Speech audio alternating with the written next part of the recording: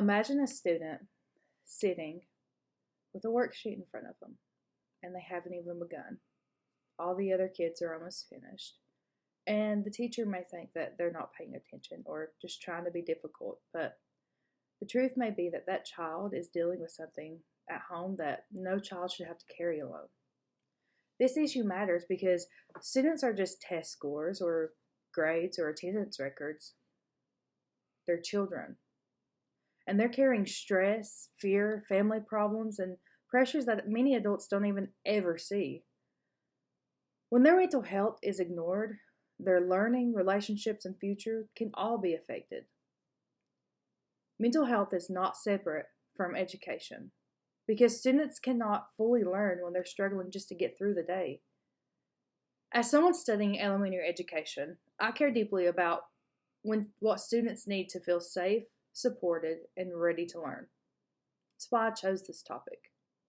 Public schools should expand mental health support because students are facing serious mental struggles. Many students don't receive outside help, and schools are one of the best places to provide early, accessible support. Today, I'll explain the problem of student mental health, the barriers that keep students from getting help, and the policy solution that schools should implement. First, we need to understand how serious the student mental health problem really is. Student mental health is a major issue, not just a small concern. According to a July 2025 fact sheet from the Learning Policy Institute titled Student Mental Health and Education, the CDC reported that in 2023, 40% of high school students experienced persistent sadness and hopelessness. That same fact sheet also says that roughly 1/3 of high school students experience poor mental health, and 20% seriously considered suicide. These numbers show that student mental health is not just the occasional stress or having a bad day. These numbers show that many students are carrying emotional struggles that can affect their learning, behavior, attendance, and especially their future. Mental health and academic success are connected.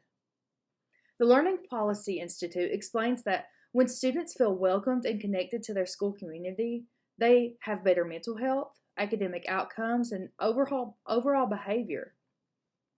This means mental health support is not separate from school success.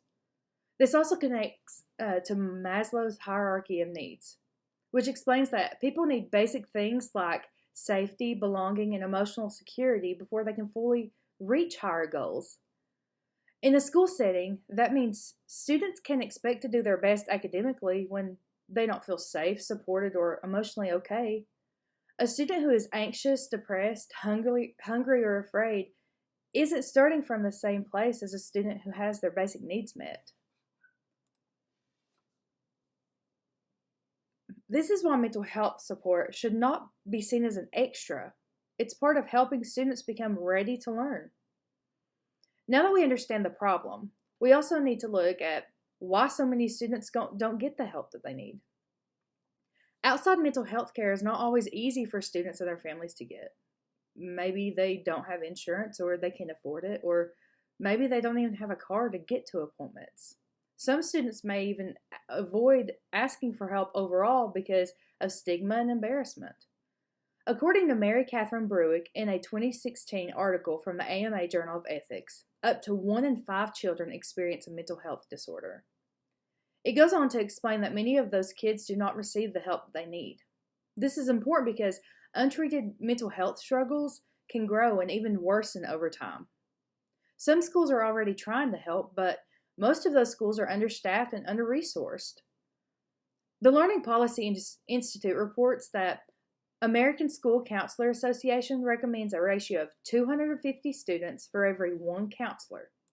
However, in 2023 to 2024 school year, the national average was 376 students for every 1 school counselor.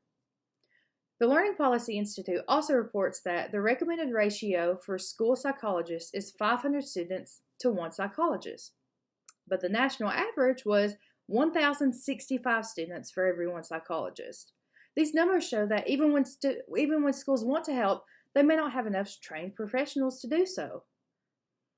Because students are struggling and many barriers keep them from receiving care, schools need a clear policy solution.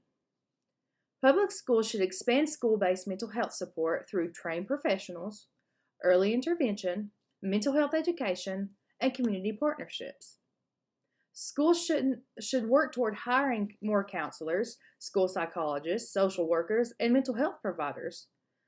Students should have access to someone at school who is trained to not only recognize mental health concerns, but also provide support.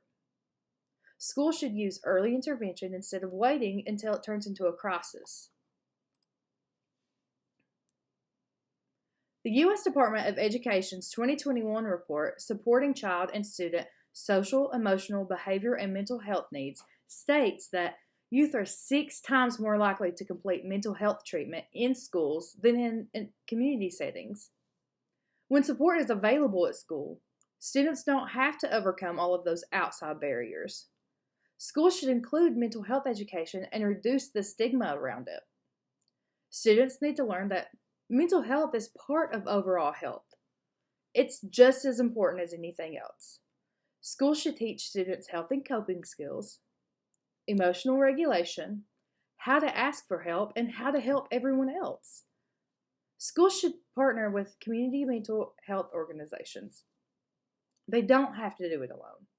They can partner with local healthcare providers, counselor centers, and even universities. These partnerships can help schools provide services even when they don't have enough in-district staff.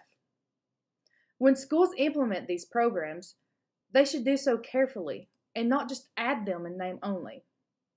According to a 2022 article by Richter and her colleagues in the International Journal of Environmental Research and Public Health, school-based mental health services are designed to increase access to mental health services, but successful implementation matters. In other words, schools need a real plan, and a good plan should include trained staff, clear referral steps, parent communication, teacher support, community partnerships, and regular evaluations. Now that we have looked at the problem, the barriers, and the solution, we can see why this policy change is necessary. Student mental health is a serious problem that affects learning, behavior, and well-being, and many students face barriers that keep them from receiving the help that they need. And when they try to get help at school, many schools don't have enough counselors or mental health professionals. Schools can help by expanding trained mental health staff, providing early intervention, teaching mental health awareness, and partnering with community providers. As students, future educators, parents, and community members, we should support school policies that fund and expand mental health services. This could mean supporting school board meetings, voting for policies that increase student support, encouraging community partnerships, or simply speaking up when mental health resources are treated like an extra instead of a necessity. Students need math and reading, science and history, but they also need to feel safe enough and supported enough to learn those.